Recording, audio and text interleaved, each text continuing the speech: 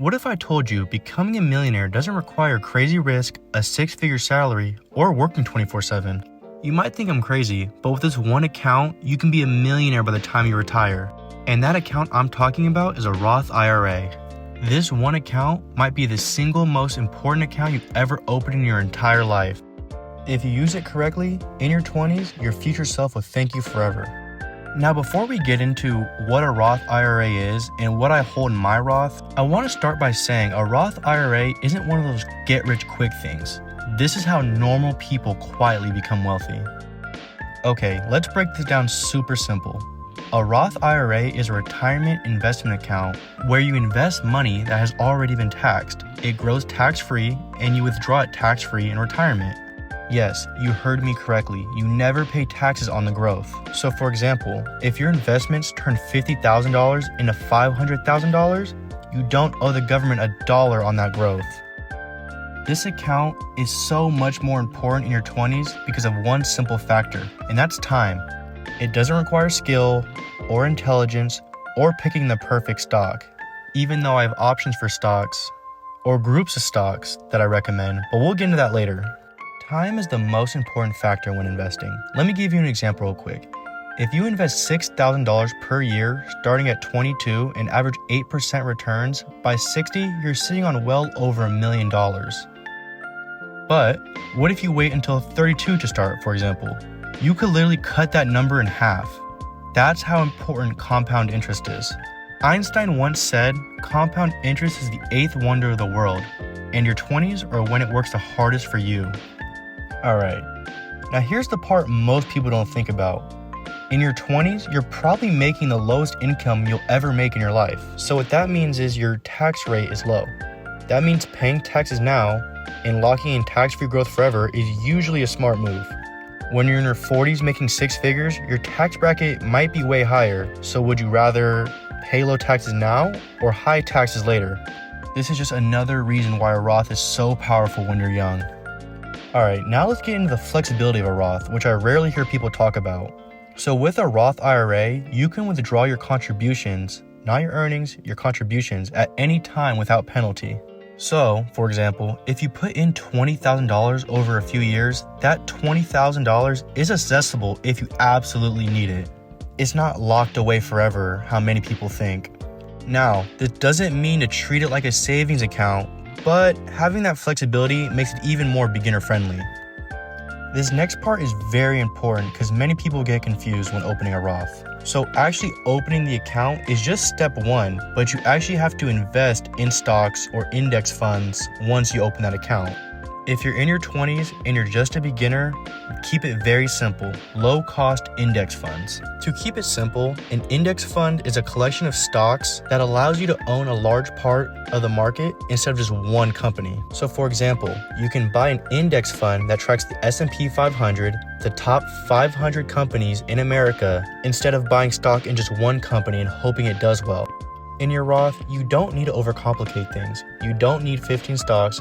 Consistency beats complexity. So you might be asking yourself at this point, if it's so easy to become a millionaire with this one account, why doesn't everyone do it? Well, the reason most people don't open a Roth IRA isn't because it's hard, because it takes like 15 minutes online. It's because retirement feels so far away. When you're in your 20s, 60 sounds ancient, but here's the real truth. The decisions you make between 20 and 30 financially will determine whether 40-year-old you is stressed out or stress-free. You still don't believe me? Alright, let's flip it. Imagine you don't invest in your 20s. You spend everything, you wait, you figure it out. I'll start later, it's fine. Now you're 35, you got it together, and it's time to invest. But now you have to invest double just to catch up. This is just another example of how time is either working for you or against you. There is no neutral. Alright, so here's a simple action plan for every 20-something watching. First, open up a Roth IRA. Second, automate your monthly contributions. For 2026, the max you can contribute to your Roth IRA is $7,500, so that's $625 a month. Very doable. 3, invest in low-cost index funds. I'll explain a few of my favorite in a bit. Number 4, ignore it. And 5, repeat every single year. And that's it. You don't need to be flashy, you just need to be consistent. Alright, now here's the fun part. Let's get into what I personally hold in my Roth IRA.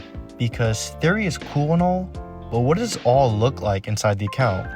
So a few of my favorite holdings are VOO, which is Vanguard's S&P 500 ETF, QQQ, which is the Invesco QQQ Trust, VXUS, which is Vanguard's Total International Stock ETF, AVUV, which is Aventis US Small Cap Value ETF, and SCHD, which is Schwab US Dividend Equity ETF. Now, what I just said might sound like a different language, but let me break it down real quick. VOO, this tracks the S&P 500. This is your foundation, the 500 biggest companies in America. QQQ, this leans heavier in the tech, Apple, Microsoft, Nvidia, the growth side of the market. VXUS, this gives international exposure. Just in case the US doesn't dominate forever, diversification matters. AVUV, a small cap value ETF. Historically, small value stocks have outperformed over long periods, more volatility, but also more upside potential. And SCHD, a collection of strong dividend-paying companies, stable, profitable businesses that return cash to shareholders. Now listen, I'm not saying you need all five. You could literally just own VOO and be fine. But this is how I personally think about diversification. Large cap growth, broad market, international, small cap value, and dividend stability. It doesn't need to be that complicated. I also want to note I don't own an even split of all of these different ETFs and index funds. It's split up proportionally in a way that makes sense to me. If you want me to get into exactly what percentage of each ETF index fund I'm holding and the exact value of my Roth as of 2026, then leave a comment below and I can definitely make that video for you guys in the future. Alright guys, give you a lot of information on not only what a Roth IRA is, but what you should be investing in your Roth IRA. And I just want to end here by saying the point isn't to pick the perfect stock. The point is starting early and staying consistent. Because in a Roth IRA, all of that growth, it's yours. Tax-free, forever.